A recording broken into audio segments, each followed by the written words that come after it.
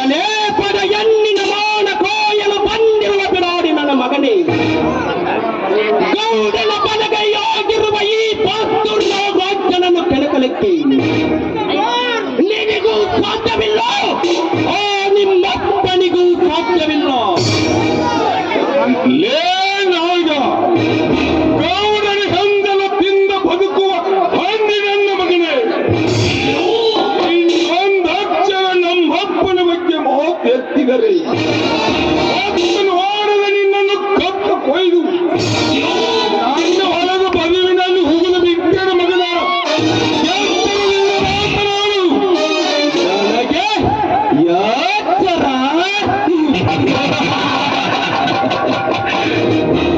ಶಕ್ತಿ ಎಡೆಯಲ್ಲಿ ರಕ್ತವೆಲ್ಲವನ್ನು ಇಟ್ಟುಕೊಂಡು